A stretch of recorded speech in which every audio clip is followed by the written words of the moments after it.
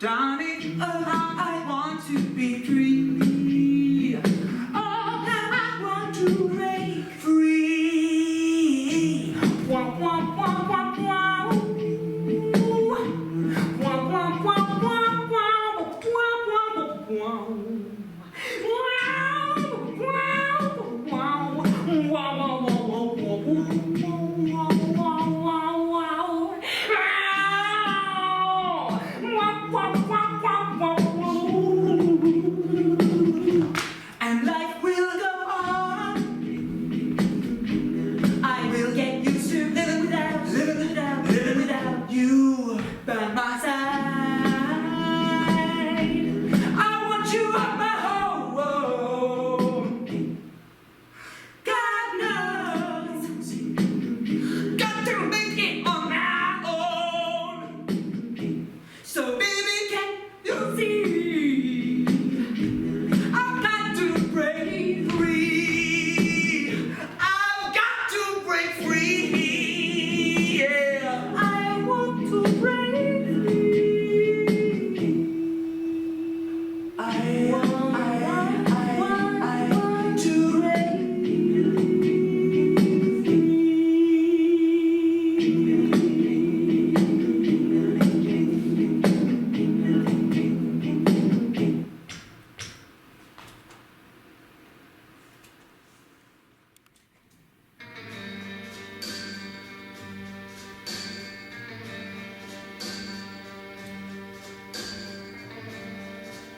You don't own me. I'm not just one of your many toys. You don't own me.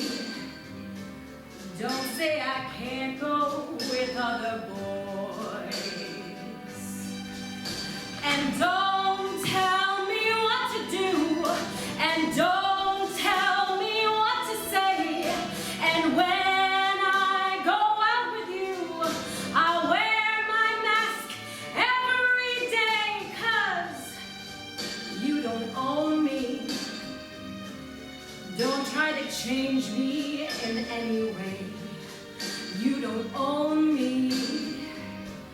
Don't try to tie me down, I won't stay.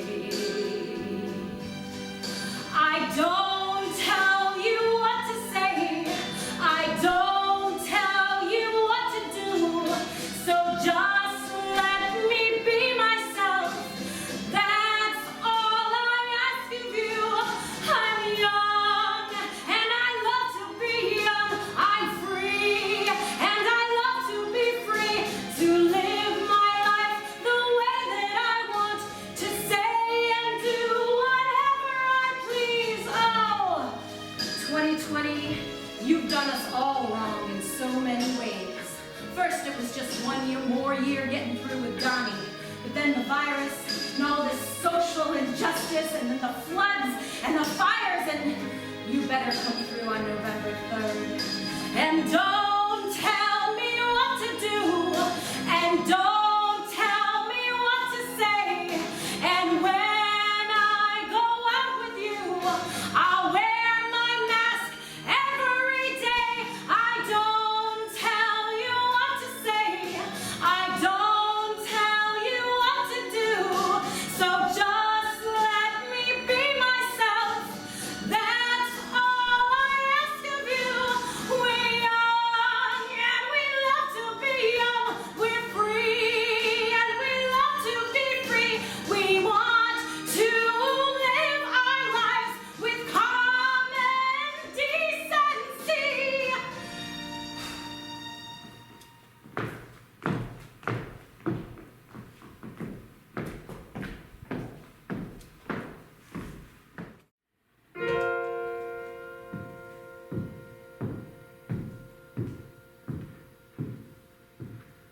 This ain't new, not to me. This ain't uncharted territory, not to me. Got my eyes open wide. It ain't often this girl swallows her pride. Well,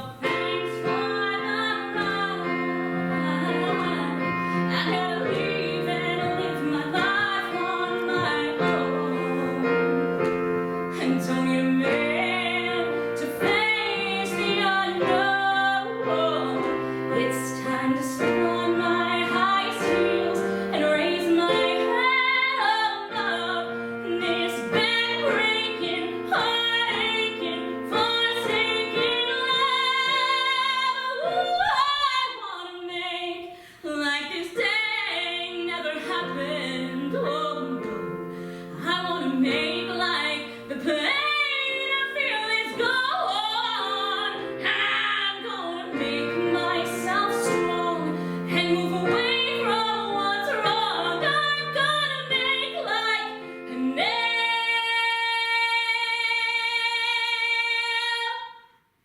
And press on. I'm gonna make like a nail and press on.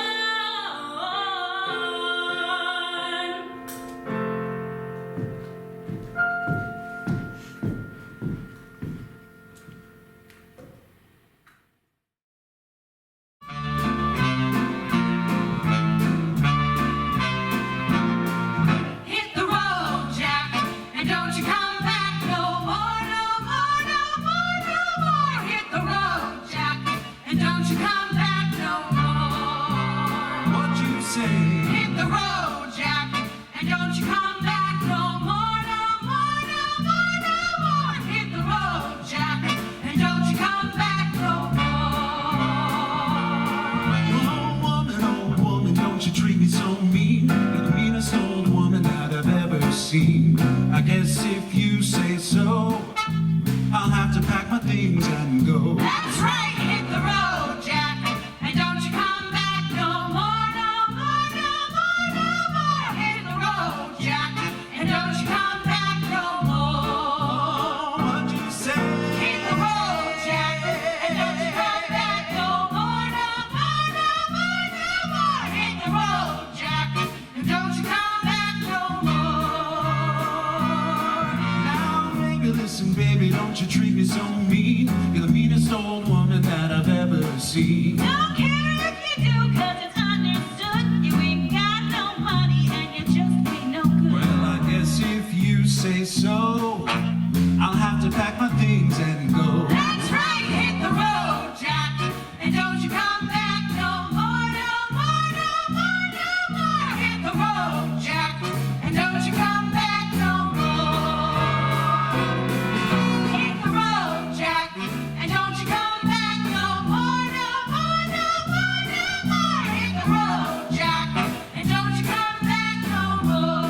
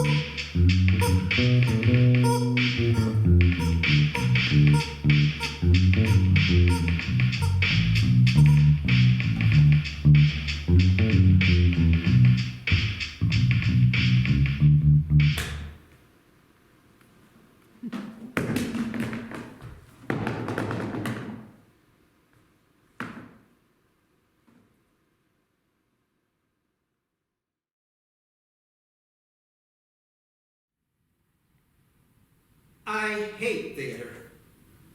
Well, it's so disappointing, isn't it? You know what I do when I'm sitting in a darkened theater waiting for the lights to come up? I pray. Oh, please, God, let it be a good show. And let it be short, please, God in heaven. 2 hours is fine, 3 hours is too much. And keep the actors out of the audience. God, I didn't pay $100 to have the fourth wall come crashing down around my ears. I just want a story and a few good songs that'll take me away. I just want to be entertained. I mean, isn't that the point? Amen. You know, there was a time when people sat in darkened theaters and thought to themselves, what have George and Ira got for me tonight? Or can Cole Porter pull it off again? Can you imagine? Now it's, please, Elton John, must we continue with this charade? It used to be, sitting there in the dark, you knew that when the lights came up, you were going to be taken to another world, a world full of color and music and glamour, and you thought to yourself, God, when are they going to bring up the lights? Oh, how things have changed. Hello. How are we today? A little quiet? I wonder why. I'm feeling a little blue myself. You know, a little anxious for no particular reason. A little sad that I should feel anxious at this age.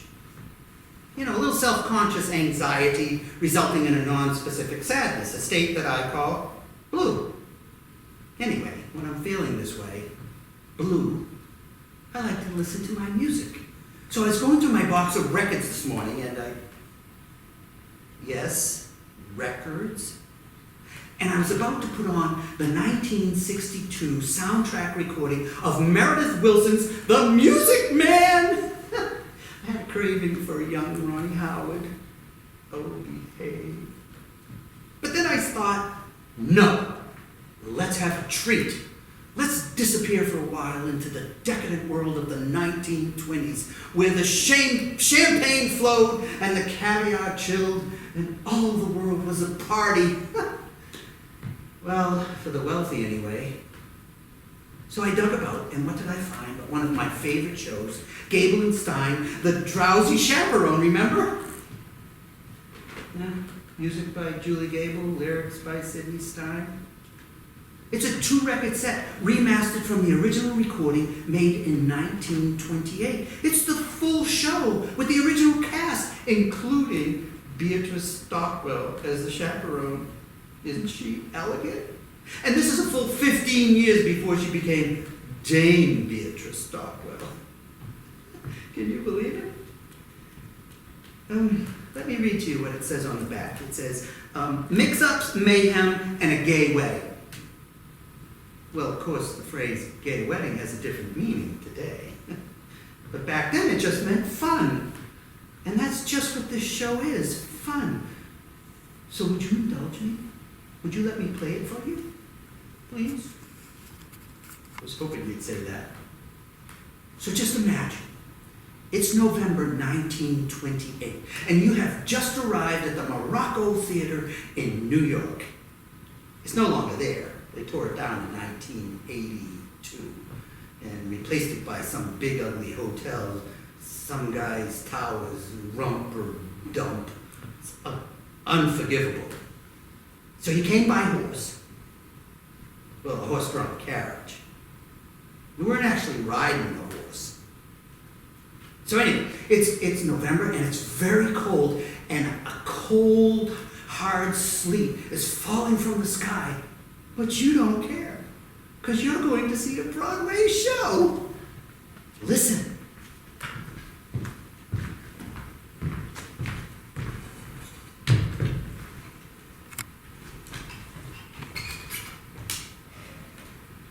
As we stumble along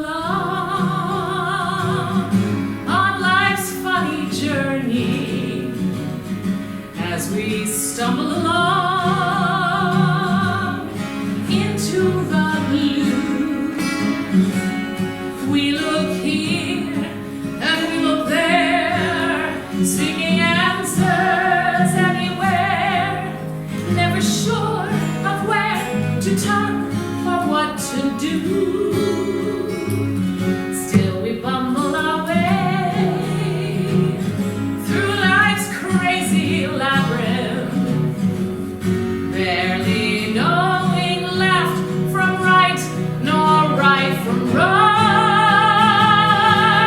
And the best that we can do is hope a bluebird will sing his song as we stumble along. It's a dismal little world where we now live. It keeps taking till there's nothing left to give. The weather's gone bananas. The virus makes me sad. Don't get me started on the politics. Mitch McConnell, God. Still, you mustn't let it lick you. This planet is so grand. Keep your eyeball on that pandemic highball in your hand.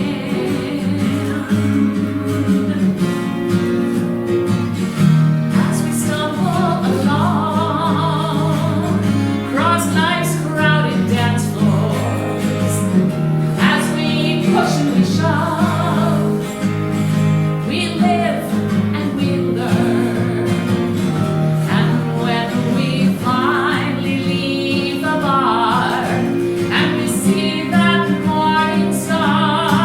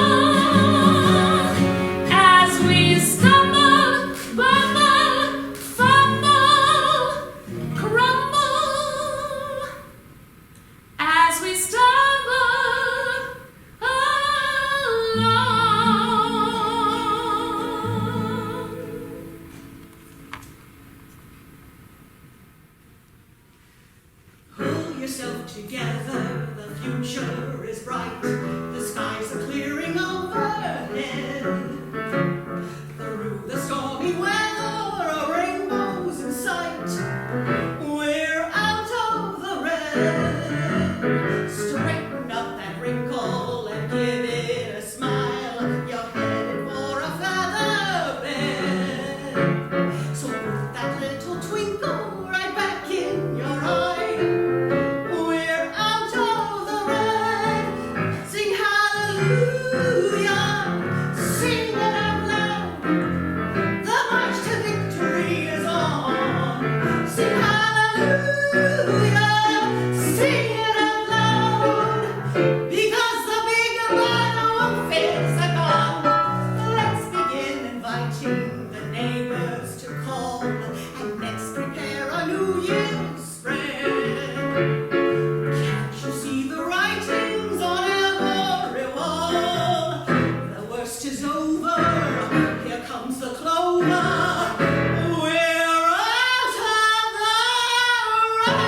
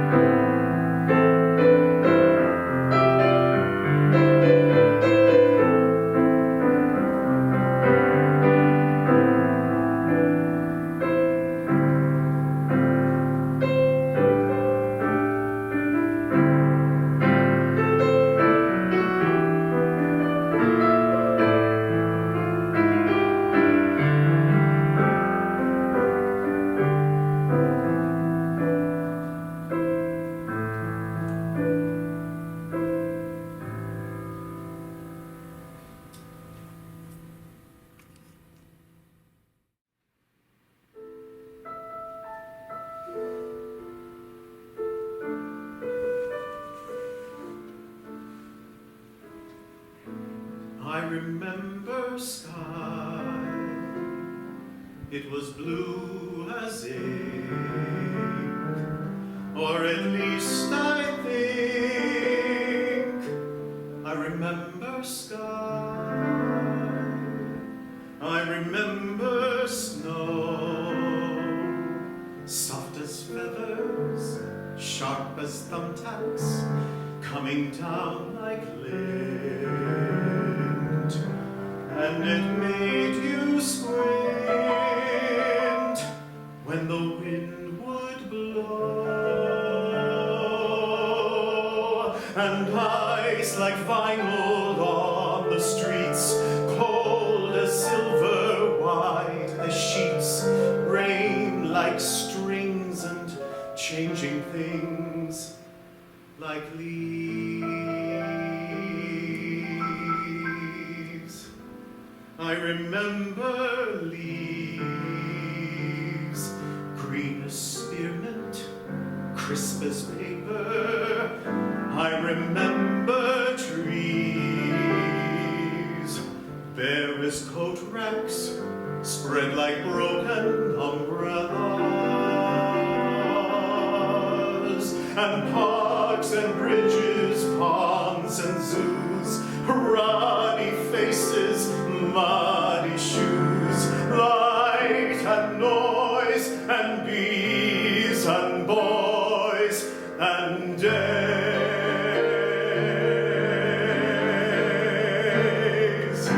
I remember days, or at least I try.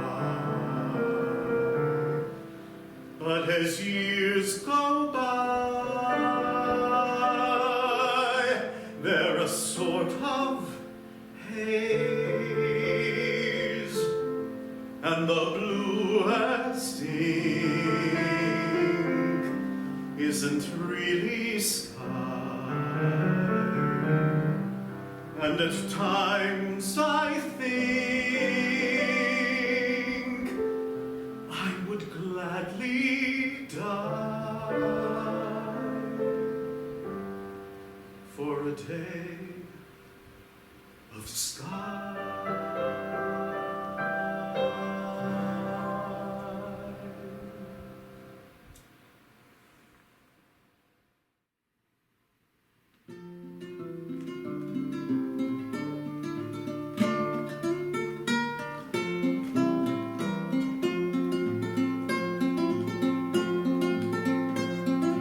Hold on to me as we go, as we roll down this unfamiliar road. And though this wave is straying us along, just know you're not alone. We're gonna make this place your home.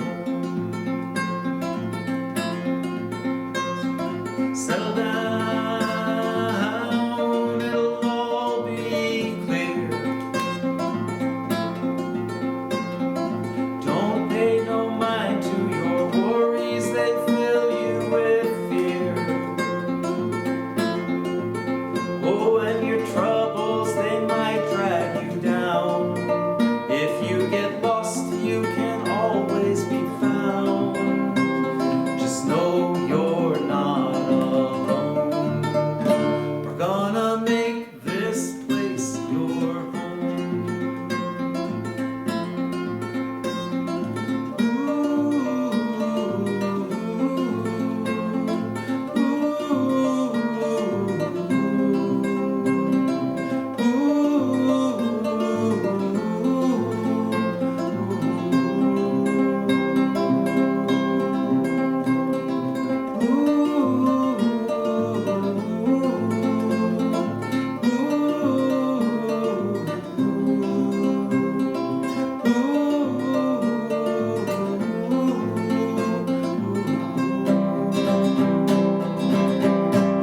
Go and settle down, it'll all be clear. And don't pay no mind to your worries, they fill you with fear. Oh, and your troubles, they might drag you down. If you get lost, you can always be found. Just know you're not alone. We're gonna make this place your home. We're gonna make this place your home. We're gonna make this place your home.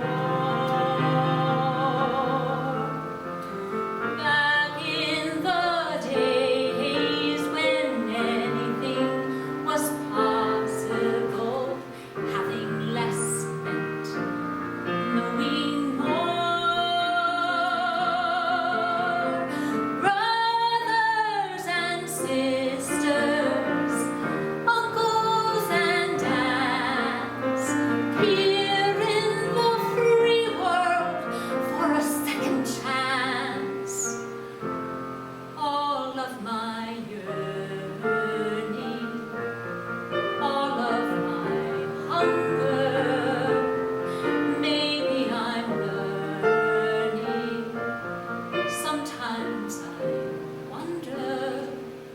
Good night, New York.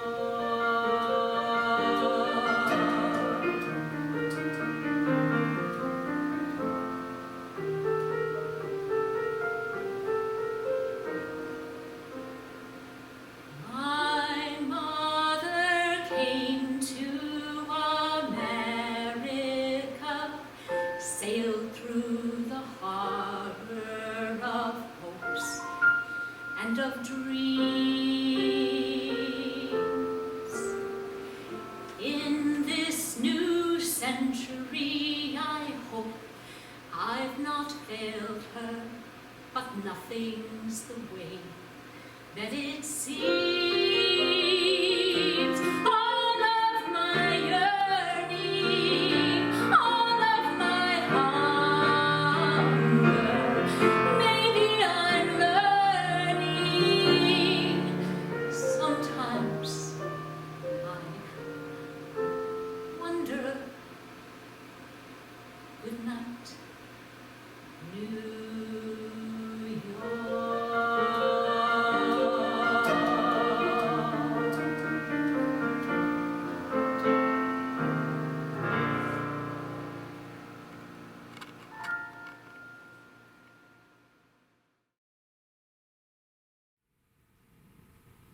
13 years ago, I went to Germany to search out the early life of my mother, Lisa.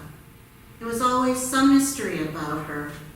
As much as I loved her, I knew from an early age there were questions I could not ask and places she did not want to revisit. There were hints, like the time when I was about 5 years old, I asked my older brother, Michael, what was wrong with her? Why is Mom lying down in a dark room with her arm over her face in the middle of the day? He told me she was just thinking about the war. Or why sometimes she would make us go into the cellar when there were sirens outside. Or why she had dizzy spells and seemed far away. She was also lots of fun and had a great sense of humor. I remember when she used to put me up on top of the washing machine during the spin cycle, holding my hands as she sang Shake, Rattle, and Roll. And when we shared egg salad sandwiches as we watched Tennessee Ernie Ford, and she tickled me, imitating him, saying, "Bless your cotton-picking heart," in her German accent. I remember when some kid called me a dirty Jew in the 2nd grade. And my mom had a big fit telling my dad that it's happening again. I had no idea what she meant. My father comforted me and in his calm way talked her down, saying some people were just ignorant and didn't know what they were talking about. My childhood memory was filled with images of my fairy godmother, my mom's soul sister, Katja. She and my mom were together in the Rhoda Capelle underground. My mother told me I looked and acted like her. I heard bits of stories of their friendship, but whenever I asked about the wartime, my mom waved me away after a couple of minutes. When I was an adult, she told me their friends Kehoe, Bonchus von Beek, and Heinz Strello were executed by the Gestapo.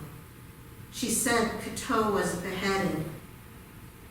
I told her I didn't think that really happened, that the guillotine was only used during the French Revolution.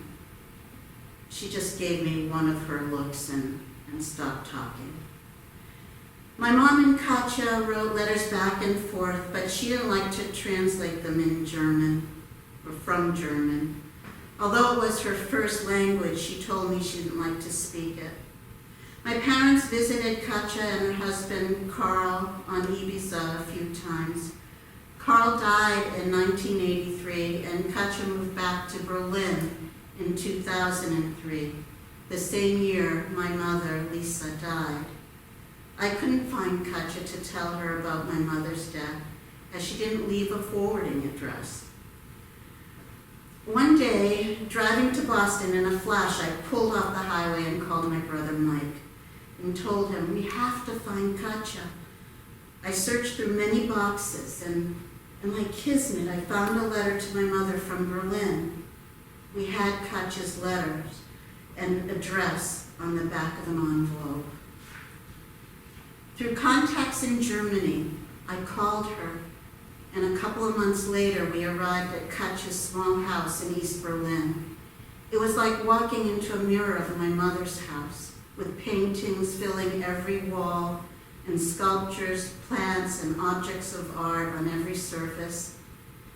And seeing Katja in person, well, she was 87, beautiful, and still very strong. The difference between Lisa and Katja was that Katja had a photographic memory, and she wanted to talk about everything.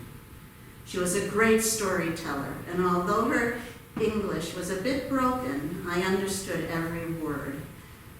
The red wine helped. She filled in lots of blanks. My mom, Lisa Gervais-Egler, was born in Budapest and moved to Berlin with her family at age 4 in 1928. Her mother's family were Jewish. Her father was a German banker in the Berlin stock market. They were rich and cultured. Lisa was shipped off to a family in Sweden for safety in 1938 with Kindertransport. After telling her mother she felt like Rapunzel in a tower, she was sent back home to Berlin. My mom was a talented artist and was accepted into the Kunstakademie at age 15 in 1939. Katja, also a Mashingala, or half-Jew, told me she met my mom when Lisa asked to borrow a pencil. They were immediately simpatico. Katja described how they shared a love of Bach, Goethe, art, and dancing. Katja told me they were allowed to stay in school, but then came the Wannsee Conference in 1942. Anyone with a drop of Jewish blood was in danger. When the students saluted Heil Hitler in the portico, Katja said they could tell who was against Hitler by a slight drop of the fingers. The day arrived when their professor came to them with an official document to record their ancestry going back 5 generations. Katja, being a few years older than my mom and very brave, looked at the professor and said, "Well, my father is Italian. Look at Mussolini, he's an ally. And for my mother, you'll have to write to Russia." Lisa, who was shy, looked at Katja as if to say, "Now what?" Katja to the professor, "And Lisa, you know her father is a German, but for her mother, how would she know? You'll have to write to Hungary or Spain." The professor took Lisa's document and said, "Let me take care of that, Lisa. You are most talented and you need not worry." The next day, the professor brought my mom to the front of the class, to the anatomy class, and asked her to pose and to take off her shoe. He demonstrated to the class, "Look here, Lisa has the perfect German foot." Katja and Lisa were given their student papers, which allowed them their freedom. Kehoe, Katja's friend, bought glazes from the Kunstakademie for her father, Jan Bonches von Beek. He owned a ceramic studio, and Kehoe ran the studio, and she needed help. Lisa went to work for Kehoe. One day, Kehoe came to Katja and said, "What do you think of this Hitler? Do you think he's a big winner?" Katja said, "If he was here and I had an axe, I would strike him with it." Later, Kehoe told Katja and Lisa there was a secret anti-fascist group starting and they had a need for big help. Anonymous cells were formed to protect members in case of arrest. My mother and a friend, Heinz Strella, were often together on missions, sometimes putting up leaflets leaning against a street lamp, pretending to be a couple. Katja and Lisa hid partisans in Katja's apartment and at my mom's house on weekends when her parents were away. These partisans were persecuted and needed to move constantly. To stay in one place was extremely dangerous. Lisa and Katja were couriers, carrying and delivering sealed papers that were dropped in their letter boxes at the Kunst Academy. One of the most effective actions against the Nazi war machine was the group's reporting of troop movements to the Russian front. Eventually, the majority of the members, including Kehoe, Bonches von Beek, and Heinz Strello, were rounded up. The Gestapo called my grandparents home to interrogate my mother. Lisa was asked to deliver the key to Kehoe's studio to the Gestapo headquarters. Katja instructed her to go in with the key and with her art student portfolio. If the Gestapo asked for the key, they already knew she had it. She was told to wear red lipstick, walk tall, and just go in there with the key. She delivered the key and was released. Katja, too, was interrogated over 3 days and released. Heinz and Kehoe did not reveal their identities. When asked about Lisa, Heinz Strello told Gestapo interrogators, "I never saw her before in my life." At the Plötzensee prison, Kehoe was guillotined, and Heinz was hung by piano wire. Katja shared with me that a week before her arrest, Kehoe had a dream and saw her head rolling across the floor. Katja warned Kehoe to be careful. She was too brazen, singing French songs in cafes. Kehoe said if she were killed, it was her debt. On my first trip to Berlin, I read the poem my mom wrote for Heinz in the cell where he was hung. I am not alone. A fly keeps buzzing, days my company, and nights 100 ghosts look at me silently and then move on. I don't remember my story anymore. What was my crime? What had I done? Life's face is faceless now. No eyes to see me, no expression. It has no voice to answer me. 100 days, 1,000 nights, they all are one. No blade of grass grows here. There is no warming sun. Katja and Lisa escaped by train and walked through the forest to a farm near Lubowo, Poland, where Katja's mother and father had a safe house. They went underground. Almost a year later, Lisa left Poland to find her parents who had left Berlin for Munich. En route, she was detained by the SS without proper documents. She was taken to KV Buchenwald, where she survived until the Americans liberated the camp at the end of the war. Katja told me how when the Allies were close to the camp, the guards told some prisoners to just walk out. The few that dared were then shot in the back. My mom found her way back to Berlin in the home of the pianist Elvira Piro, where Katja and Lisa promised to meet if they survived.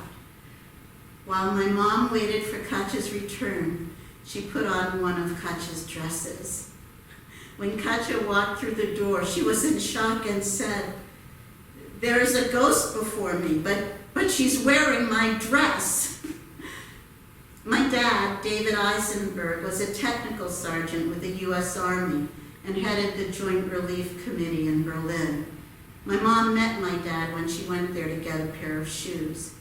He offered her a pair of very sensible brown shoes. She told him she wouldn't be caught dead in them and picked out a pair of emerald green high heels. She went back to Katja and excitedly told her, I found my Jew. They married, came to the U.S. to raise a family. My mother, Lisa, drew a line through her life. Katja began Die Baden-Wanne Cabaret for artists by artists in Berlin in 1948, the first theater cabaret in Berlin in the post-war. They posted sentries outside because there were still Nazis floating about. Die Baden-Wanne presented neo-expressionistic drama with postmodern sets, backdrops, jazz, and performance art, all which wasn't allowed under the Nazis. Louis Armstrong went there when he traveled to Germany. Katja's Die Baden-Wanne, which means the bathtub, is responsible for bringing art back to Berlin in post-war years. Katja and Carl moved to Ibiza, where she became the youngest of the Ibiza 59 artists with Juan Maura. They drew dividing lines in their lives. My mother became an OT at the Brockton VA hospital. When I asked her why she wanted to work there, she told me it was her debt, that her patients were the people who understood her. But those memories snuck up from behind and hit her from behind with PTSD, a diagnosis of bipolar disorder, and with stays at McLean's Hospital starting when I was 15. A week before my dad passed in 1993, he told me if I really knew what my mom had lived through, I would never speak an unkind word to her. I promised him that I would always love and care for her. Katja and Lisa fought with a group the Gestapo called the Red Orchestra, or Rote Kapelle, to discredit it as a communist spy network. The group never really had a name or a common political goal beyond getting rid of Hitler and his Nazis.